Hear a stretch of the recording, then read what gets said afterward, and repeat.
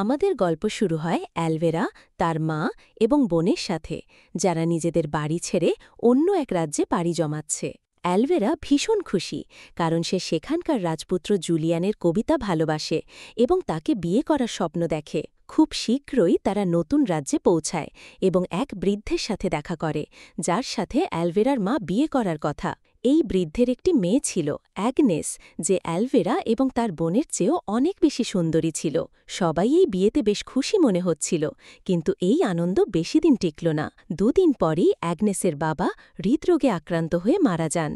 তার মৃত্যুর খবর পেয়ে অ্যাগনেসের বাড়িতে পাওনাদারদের ভিড় জমে, যারা অ্যাগনেসের বাবার কাছ থেকে টাকা পেত। যখন তারা জানতে পারে যে অ্যালভেরার মায়ের সাথে তার বিয়ে হয়েছিল, তখন তারা অ্যালভেরার মাকে তাড়াতাড়ি টাকা পরিশোধ করতে হুমকি দেয়, অন্যথায় তারা তাদের প্রাসাদতুল্য বাড়ি এবং সমস্ত জমি দখল করে নেবে। সত্যি বলতে অ্যালভেরার মায়ের কাছেও টাকা ছিল না। তিনি এই লোকটির সাথে তার আড়ম্বর দেখে বিয়ে করেছিলেন, কিন্তু তিনি জানতেন না যে সেও দেউলিয়া ছিল। তিনি পাওনাদারদের কাছে কয়েক মাসে সময় চেয়ে নেন এবং তাদের চলে যাওয়ার পর নিজেও হতাশায় ডুবে যান, কারণ তার সাথে খুব বড় প্রতারণা হয়েছিল। তার এই চিন্তাও ছিল যে তার বয়স এখন অনেকটাই বেড়ে গেছে। এখন তিনি তার রূপের জালে কোনো ধনী পুরুষকে ফাঁসাতে পারবেন না, না বিয়ে করে নিজের অবস্থার উন্নতি করতে পারবেন। আর এখন তো তার জমানো পুঁজিও বেশ কমে গেছে। অ্যালভেরার তার মায়ের অবস্থা দেখে মায়া হয় এবং সে তার মাকে বলে যে চিন্তা করবেন না, আমি এখানকার রাজপুত্র জুলিয়ানকে বিয়ে করব এবং সব ঠিক হয়ে যাবে। অ্যালভেরার মা অ্যালভেরাকে মনোযোগ দিয়ে দেখলেন। সে সুন্দরী ছিল না, না তাকে খুব বেশি মানুষ পছন্দ করত। এমন অবস্থায় তার রাজপুত্রকে পছন্দ করাটা এক অলৌকিক ঘটনা হতে পারত। অ্যালভেরার আরও একটি বোন ছিল, যে বেশ মিষ্টি ছিল, কিন্তু তার বিয়ের বয়স তখনও হয়নি। তাই অ্যালভেরার মায়ের কাছে অ্যালভেরাকে বিয়ে করানোর বিকল্প ছিল। এদিকে অ্যাগনেসও তার এই জীবন নিয়ে বেশ হতাশ ছিল। এত সব দুশ্চিন্তার মাঝে তার মাও ছিল না, এখন তার বাবাও চলে গেছেন। সে তার বাবার লাশের পাশে বসে তার মায়ের কাছে এই সমস্ত জিনিস ঠিক করার জন্য প্রার্থনা করে।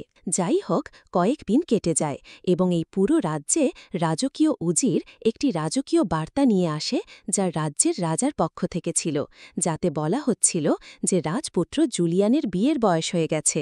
তার জন্য মেয়ে খুঁজতে আজ থেকে 4 মাস পর রাজ্যে একটি অনুষ্ঠান রাখা হবে, যেখানে পুরো রাজ্য থেকে মেয়েরা আসবে এবং যাকে রাজপুত্র পছন্দ করবেন সেই এই রাজ্যের রাজকন্যা হবে। যে যে কুমারী মেয়েরা সেই অনুষ্ঠানে আসতে চেয়েছিল, তারা রাজকীয় উজিরের কাছে নিজেদের নাম লেখায়। এটাকে এক প্রকার প্রতিযোগিতা বলা যেতে পারে, যেখানে সবাইকে নিজেদের নিখুঁত দেখাতে হতো এবং নিজেদের নিখুঁত করার জন্য তাদের কাছে মাত্র 4 মাস সময় ছিল। এই বাড়ি থেকে অ্যালভেরা, যে আগে থেকেই জুলিয়ানকে বিয়ে করতে চেয়েছিল, তার পাশাপাশি অ্যাগনেসও নিজের নাম লেখায়। কিন্তু এখন সমস্যা ছিল যে একজন সাধারণ চেহারার মেয়েকে রাজপুত্র কেন পছন্দ করবেন। অ্যালভেরার মাকে যে কোনো মূল্যে অ্যালভেরাকে নিখুঁত দেখাতে হতো, তাই তিনি অ্যালভেরাকে একজন প্লাস্টিক সার্জনের কাছে নিয়ে যান। তাকে সুন্দরী করার জন্য তিনি তার প্লাস্টিক সার্জারি করানোর সিদ্ধান্ত নেন, আর সার্জারি করানোর মতো পর্যাপ্ত টাকাও তাদের কাছে ছিল না। কিন্তু অ্যালভেরার মায়ের পুরো বিশ্বাস ছিল যে অ্যালভেরার বিয়ে জুলিয়ানের সাথে হবে। তাই তিনি সার্জনকে বলেন যে সেই অনুষ্ঠানের ঠিক পরেই আমি তোমাকে তোমার টাকা দিয়ে দেব। সার্জন অ্যালভেরার মাকে বলেন যে তিনি অ্যালভেরার চোখ, নাক, দাঁত এবং তার স্তনেরও সার্জারি করবেন। প্রথমে খুব বেদনাদায়ক এবং অদ্ভুতভাবে তিনি অ্যালভেরার ওপরে চড়ে একটি বিশাল যন্ত্র দিয়ে তার ব্রেসেস টেনে ছিঁড়ে ফেলেন, যার কারণে অ্যালভেরা অসহ্য ব্যথা পায়। এই ব্যথা অ্যালভেরার কমার আগেই সে তার দ্বিতীয় সেশনের জন্য আসে, যেখানে এবার ডাক্তার তার নাকের সার্জারি করতে চলেছেন। তিনি তার নাক মাঝখান থেকে কেটে হাড় ছোট করে, পাশ থেকে তার নাক পাতলা করে নাকের ওপরে একটি অদ্ভুত লোহার মাস্ক লাগিয়ে দেন, যাতে তার নাক সোজা থাকে এবং দ্রুত আকার ধারণ করে। এই পুরো প্রক্রিয়াটি অত্যন্ত বেদনাদায়ক ছিল, কিন্তু অ্যালভেরা শুধুমাত্র সুন্দর হওয়ার জন্য তা সহ্য করছিল। রূপান্তরের যন্ত্রণা এবং প্রতিদ্বন্দ্বিতা। সৌন্দর্যের পাশাপাশি অ্যালভেরার রাজকীয় প্রশিক্ষণেরও প্রয়োজন ছিল, তাই তাকে এমন একটি স্কুলে নিয়ে যাওয়া হয় যেখানে আদব কায়দা এবং বল ডান্স শেখানো হতো। এই স্কুলেই আমরা দেখি যে অ্যাগনেস ইতিমধ্যেই চলে এসেছে। মিস সোফিয়া এসে সবাইকে বলেন যে তিনি এবং তার সঙ্গীরা তাদের আদব কায়দা শেখাবেন, চলাফেরা, কথা বলা এবং ওঠা বসার, এবং সাথে বল ডান্সও। তবে এত পরিশ্রমের পরেও সব মেয়েই সেই অনুষ্ঠানে যেতে পারবে না। নির্বাচিত মাত্র ১৬ জন মেয়েকেই এগিয়ে যাওয়ার সুযোগ দেওয়া হবে এবং তারাই সেই অনুষ্ঠানে যাবে। শীঘ্রই তাদের অনুশীলন শুরু করা হয়। দিন কাটতে থাকে এবং প্রতিদিন মিস সোফিয়া দেখেন যে অ্যাগনেস অর্থাৎ অ্যালগেরার সৎ বোন অ্যালভেরা তো বটেই, পুরো গ্রুপের চেয়েও সব দিক থেকে ভালো ছিল। অনেক আদব কায়দা সে আগে থেকেই জানত, তার নাচও খুব ভালো ছিল এবং সে অসীম সুন্দরী ছিল, তাও প্রাকৃতিকভাবে। তাই মিস সোফিয়া এটা দেখে অ্যাগনেসকে সামনে নিয়ে আসেন এবং অ্যালভেরাকে একদম শেষ লাইনে দাঁড় করিয়ে দেন, যেখানে কম সুন্দরী মেয়েদের দাঁড় করানো হতো। এখন অ্যাগনেস এবং অ্যালভেরা বাড়ি আসে। অ্যাগনেস অ্যালভেরার মাকে অনুরোধ করে যে এখন আমাদের বাবার শেষকৃত্য করা উচিত, আমাদের তার দেহকে দাফন করা দরকার, কারণ তার দেহ পচন ধরতে শুরু করেছে। এর জবাবে অ্যালভেরার মা তাকে বলেন, আমার কাছে এত টাকা নেই যে আমি সেই শেষকৃত্য করতে পারি। আমি আমার বাকি টাকা আমার মেয়ের ওপর খরচ করতে চাই এবং তোমার বাবার শেষকৃত্য তো এখন অ্যালভেরা নির্বাচিত হওয়ার পরেই হবে। অ্যালভেরা এই কথা শুনে বুঝতে পারে যে তার মায়ের তার উপর অনেক বেশি প্রত্যাশা আছে, তাই সে আরও বেশি পরিশ্রম করা শুরু করে এবং ধীরে ধীরে পিছনের সারি থেকে সামনে আসতে শুরু করে। অবশেষে তাদের এই ৪০ দিনের প্রশিক্ষণও শেষ হয় এবং আজ সেই দিন আসে যখন মিস সোফিয়া এবং তার সঙ্গীরা সেই ১৬ জন মেয়ের নাম ঘোষণা করার কথা, যারা শেষ পর্যন্ত সেই অনুষ্ঠানে যাওয়ার জন্য নির্বাচিত হয়েছিল। অ্যালভেরা যখন তালিকা দেখে তখন সে হতবাক হয়ে যায় যে অ্যাগনেসের নাম এই তালিকার সবার ওপরে ছিল এবং অ্যালভেরার নাম সবার নিচে। কিন্তু সবাই অ্যালভেরার সবার নিচে থাকাতেও অবাক ছিল, কারণ তার নাকে পুরো সময় একটি ব্যান্ডেজ বাঁধা ছিল, যা তার সৌন্দর্যের ওপর একটি বিশাল দাগ ছিল। এখন এই ১৬ জন মেয়ের পরবর্তী প্রশিক্ষণ শুরু করা হয়। যখন এই মেয়েদের বল ডান্স শেখানো হচ্ছিল তখন অ্যালভেরা ততটা ভালোভাবে তা করতে পারছিল না যতটা ভালোভাবে অ্যাগনেস পারছিল, তাই তাদেরকে তারা পিছনে করে দেয় এবং এখানে অ্যালভেরা অনুভব করে যে মিস সোফি তার সাথে বেশ রুক্ষ ব্যবহার করছেন এবং এখানে মিস সোফি তাকে এটাও বলে দেন যে তোমার নির্বাচন এখানে তোমার নিজের ক্ষমতায় হয়নি, বরং তোমার মায়ের টাকার জোরে হয়েছে। তোমার মা তোমার নির্বাচন করানোর জন্য টাকা দিয়েছেন। এটা শুনে অ্যালভেরা আরও দুঃখী হয়ে যায়, কারণ তার মধ্যে এমন কোনো বিশেষত্ব ছিল না যা কাউকে আকৃষ্ট করতে পারে। বাড়িতে অ্যালভেরার মা তার জন্য একজন ডিজাইনারকে ডাকেন, যাতে তার জন্য সেরা পোশাক তৈরি করা যায়। কিন্তু এখানে দেখা যায় যে অ্যালভেরা বেশ মোটা, কারণ সে অনেক বেশি খাবার খেত। এখন ডিজাইনার অ্যালভেরার মাকে বলেন যে যদি সে সুন্দর পোশাক পরতে চায় তবে তাকে পাতলা হতে হবে। তাই অ্যালভেরার মা তাকে ডায়েট করানো শুরু করেন এবং খাবারে শুধু তাকে লেবু পানি দেন, যাতে দ্রুত তার ওজন কমে। পরের দিন আমরা দেখি যে মিস সোফি ১৬ জন মেয়ের প্রত্যেকের সাথে আলাদা আলাদাভাবে দেখা করছেন। তিনি তাদের সাথে কথা বলে তাদের ভেতরের সৌন্দর্য জানতে চাইছিলেন। এখানেও অ্যাগনেস প্রথম স্থান অর্জন করে। মিস সোফি অ্যালভেরার কাছে আসেন এবং তার সাথে কথা বলেন। তখন তার চিন্তাভাবনা শুনে তাদের তার উপর মায়া হয় যে কিভাবে সমাজে মানিয়ে নেবার জন্য সে কষ্ট সহ্য করছিল এবং পরিশ্রম করছিল। আর এই পুরো সময়ে যখন থেকে সে এখানে ছিল, সবার পক্ষ থেকে উপহাসের শিকার হওয়া সত্ত্বেও আজও সে সাহস নিয়ে দাঁড়িয়েছিল এবং এখনও তার নির্বাচনের আশা নিয়ে দাঁড়িয়েছিল। মিস সোফি তার ওপর দয়া হয় এবং তিনি তাকে সাহায্য করার জন্য, তার সুস্থ শরীরকে পাতলা করার জন্য তাকে একটি গোপন জিনিস দেন। এখন এর ভেতরে কী ছিল, এটি আমরা তখনই জানতে পারি যখন অ্যালভেরা এটি তার বোনকে দেখায়। এর ভেতরে একটি টেপ ওয়ার্মের ডিম ছিল। সে জানায় যে মিস সোফি তাকে বলেছে যে যদি সে এটি খেয়ে নেয় তবে এটি খাওয়ার পর সে যা কিছু খাবে তার ওজন কম থাকবে এবং সে দ্রুত পাতলা হয়ে যাবে, এবং একবার তার বিয়ে রাজপুত্র জুলিয়ানের সাথে হয়ে গেলে সেই অ্যান্টিডোট খেয়ে তার ভেতরে টেপ ওয়ার্মকে মেরে ফেলবে। এই সমস্ত কথা তো অ্যালভেরাকে মিস সোফি বলেছিলেন, কিন্তু অ্যালভেরা এর ক্ষতির দিকগুলো জানত না, যা পরে দেখা যাবে। অ্যালভেরার বোন কোথাও না কোথাও এর ক্ষতির দিক সম্পর্কে ধারণা করতে পারছিল। সে অ্যালভেরাকে এটি খেতে বারণও করে, কিন্তু অ্যালভেরা যে কোনো মূল্যে রাজপুত্র জুলিয়ানকে বিয়ে করতে হতো, তাই সে এই ডিমটি চিন্তা না করেই খেয়ে ফেলে। ঠিক তখনই এখানে রাজপুত্র জুলিয়ান তার বন্ধুদের সাথে শিকার করার জন্য আসেন, যাদের দেখে সে আরও একবার রাজপুত্রের সাথে থাকার স্বপ্ন দেখতে শুরু করে। রাজপুত্রের চলে যাওয়ার পর যখন তারা বাড়ির পথে ছিল, তখন অ্যালোভেরা দেখে যে অ্যাগনেস অর্থাৎ তার সৎ বোন তাদেরই চাকরের সাথে ছিল। এটা দেখে তার রাগ হয় এবং সে এই কথা তার মাকে গিয়ে বলে দেয়। অ্যালভেরার মা তার ওপর খুব রেগে যান। তিনি তাকে তার এই ভুলের শাস্তি মারধরও দেন এবং তারপর এর চেয়েও খারাপ কাজ এই করেন যে তাকে নিজের বাড়িতে চাকর বানিয়ে দেন এবং তাকে বাড়িতে বন্দি থাকতেও বলেন। তার মায়ের এই সিদ্ধান্তে অ্যালভেরা খুব খুশি ছিল, কারণ সে জানত যে তার জন্য তার সবচেয়ে বড় প্রতিদ্বন্দ্বী অর্থাৎ তার সবচেয়ে বড় শত্রু তার বোন অ্যাগনেসই। আজ সে টেপওয়ামও খেয়ে নিয়েছিল, তাই তার কোনো চিন্তা ছিল না যে তাকে পাতলাও হতে হবে। সে তার মায়ের কাছ থেকে লুকিয়ে অনেক খাবার খায় এবং এই খাবার অ্যাগনেসই তাকে এনে দিয়েছিল, কারণ কোথাও না কোথাও অ্যাগনেসও চাইছিল যে অ্যালভেরা পাতলা না হোক। এখন গল্পে ৩ মাস কেটে যায়। অবশেষে অ্যালভেরার নাক থেকে তার এই মাস্কটি সরে যায় এবং দেখানো হয় যে তার নাক খুব সুন্দর আকারে এসেছিল। তার সার্জারি সফল হয়েছিল এবং সে আগের চেয়ে অনেক বেশি সুন্দরী দেখতে লাগছিল। অ্যালভেরা পুরো উদ্যমে সেই অনুষ্ঠানে যাওয়ার প্রস্তুতি নিচ্ছিল, যখন অ্যাগনেস বাড়িতে চাকরের মতো কাজ করছিল। এমনকি সে তার গরুর দুধও নিজেই বের করছিল। তার এমন অবস্থা দেখে অ্যালভেরার ভেতর থেকে আনন্দ অনুভব হচ্ছিল। যাই হোক, নাকের সার্জারি সম্পন্ন হওয়ার পর অ্যালভেরার মা তাকে আবার প্লাস্টিক সার্জনের কাছে নিয়ে যান এবং অ্যালভেরা আরও একবার একটি বেদনাদায়ক প্রক্রিয়ার মধ্যে দিয়ে যায়। ডাক্তার তার চোখে সুতো এবং সূচের মাধ্যমে কৃত্রিম ল্যাশ লাগান, যার কারণে কয়েকদিন পর্যন্ত তার চোখে ব্যান্ডেজ বাঁধা থাকে এবং তাকে বেশ বিশ্রী দেখায়। এবং তারপর তার স্তনেরও সার্জারি করা হয়। এত বেদনাদায়ক প্রক্রিয়ার মধ্যে দিয়ে যাওয়ার পর অ্যালভেরার অবস্থা খুব খারাপ হতে শুরু করেছিল। সে নিজেকে বেশ দুর্বল অনুভব করছিল এবং তার অতিরিক্ত ক্ষুধা লাগছিল। সে অ্যাগনেসের কাছে অনেক বেশি খাবার চায় এবং অ্যাগনেসও তার মায়ের বারণ সত্ত্বেও তাকে খাবার দিতে থাকে। অন্যদিকে স্কুলে দেখানো হয় যে মিস সোফি এবং তার সঙ্গী অ্যাগনেসের না আসাতে খুব বেশি চিন্তিত, কারণ পুরো গ্রুপকে উপস্থাপন করার কথা ছিল অ্যাগনেসেরই।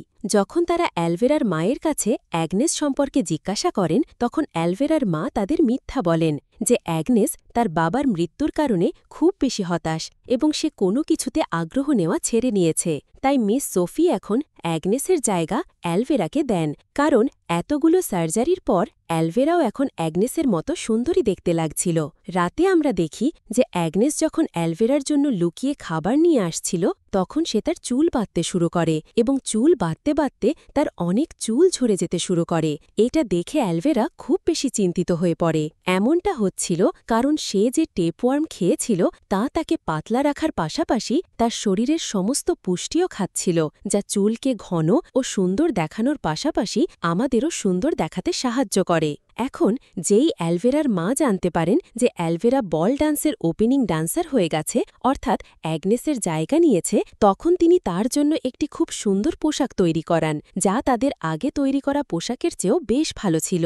এর মধ্যেই তাদের কাছে অ্যাগনেসও আসে, যার সাথে এই সবাই মিলে খুব খারাপ ব্যবহার করে, কারণ অ্যাগনেসকে দেখে তারা সবাই হিংসা করছিল। অ্যাগনেসের যে প্রাকৃতিক সৌন্দর্য ছিল।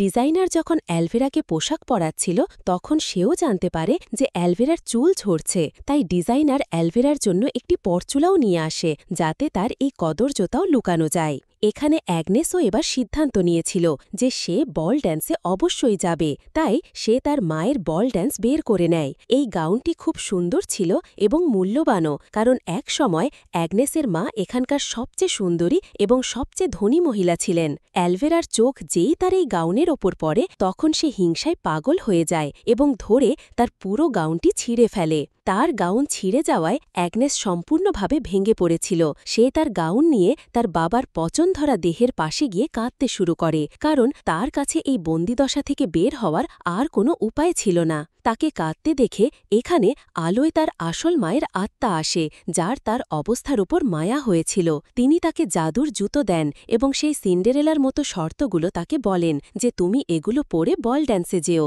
যেই তুমি এটি পরবে, বাইরে একটি কুমড়ো তোমার জন্য একটি রথে রূপান্তরিত হবে এবং তোমাকে প্রাসাদে নিয়ে যাবে, কিন্তু মনে রাখবে 12টা বাজলেই সবকিছু তার আসল রূপে ফিরে আসবে এবং তুমি সেখান থেকে পালিয়ে আসবে। কিন্তু গল্পে একটি ছোট পরিবর্তন ছিল যে অ্যাগনেসের মা তাকে তার মুখ ঢাকারও শর্ত রেখেছিলেন। এই বিষয়টিতে অ্যাগনেস বেশ খুশি হয় এবং যখন সে এখান থেকে চলে যায়, তখন আমরা দেখি যে তার বাবার লাশের পোকাগুলো তার পোশাকও আবার বুনে ঠিক করে দেয়। অবশেষে সেই রাত আসে যার জন্য সবাই অপেক্ষা করছিল। অ্যালভেরা বল ড্যান্সের উদ্বোধন করে এবং এখানে উপস্থিত সবাই অ্যালভেরার সৌন্দর্যে হারিয়ে যায়, এটা না জেনেই যে এই সমস্ত সৌন্দর্য কৃত্রিম ছিল। রাজপুত্র জুলিয়ানো যখন এখানে আসেন তখন সব মেয়েদের ছেড়ে অ্যালভেরাকেই তার বল ডান্স পার্টনার হিসেবে বেছে নেন এবং নাচ শুরু হয়।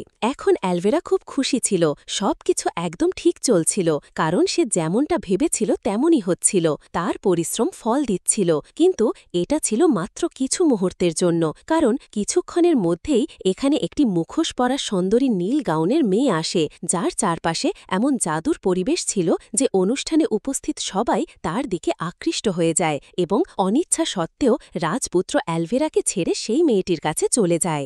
জুলিয়ান এখন সেই মুখোশ পরা মেয়ের সাথে অর্থাৎ অ্যাগনেসের সাথে নাচতে শুরু করেন এবং যেই নাচতে নাচতে রাজপুত্র অ্যাগনেসের উপর ঝুঁকে পড়েন, অ্যাগনেসেরও মুখোশ খুলে যায় এবং অ্যালভেরা তাকে চিনতে পারে যে এ অ্যাগনেস।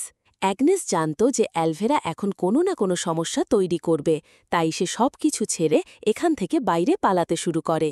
রাজপুত্র তাকে থামাতে তার পেছনে দৌড়ায়, কিন্তু সে থামে না এবং একদম সিন্ডারেলার গল্পের মতো তার একটি জুতো সিঁড়িতেই পড়ে থাকে। সেই জুতো তুলে রাজা আবার তার প্রাসাদের ভেতরে আসেন এবং ঘোষণা করেন যে এই জুতো পুরো রাজ্যের মেয়েদের পরিয়ে দেখা হবে এবং যার পায়ে এই জুতো ঠিক মাপের হবে সেই এখানকার রাজকন্যা হবে। অ্যালভেরার আগে বাড়ি আসে, সে জানত যে সেই মেয়েটি অ্যাগনেসি এবং অন্য জুতোটি তারই কাছে থাকবে, তাই সে বাড়িতে এসেই অ্যাগনেসের উপর হামলা করে, তাকে খুব মারে এবং তার পা থেকে সেই জুতোটি খুলে নেয়। সে এই জুতোটি নিজের করতে চেয়েছিল, কিন্তু যেই সে এই জুতোটি পরে তখন সে জানতে পারে যে এই জুতোটির মাপ তার জন্য খুব ছোট। সে শত চেষ্টা করেও এই জুতো তার পায়ে ফিট হয় না। এই জুতোটি তাকে তাই ফিট হচ্ছিল না, কারণ এটি একটি জাদুর জুতো ছিল, যা শুধুমাত্র অ্যাগনেসের পায়ে ফিট হওয়ার কথা ছিল, কারণ এটি তাকে অ্যাগনেসের মা দিয়েছিলেন। কিন্তু অজ্ঞাত এবং উন্মাদনায় থাকা অ্যালভেরা এই জুতোতে ফিট হওয়ার জন্য নিজের পা কাটার সিদ্ধান্ত নেয় এবং একটি বড় ছুরি নিয়ে জোরে নিজের পায়ে আঘাত করে, যার ফলে তার সমস্ত আঙুল কেটে যায়। তাকে অনেক বেশি ব্যথা সহ্য করতে হয়, এই ব্যথায় সে অজ্ঞানও হয়ে যায়।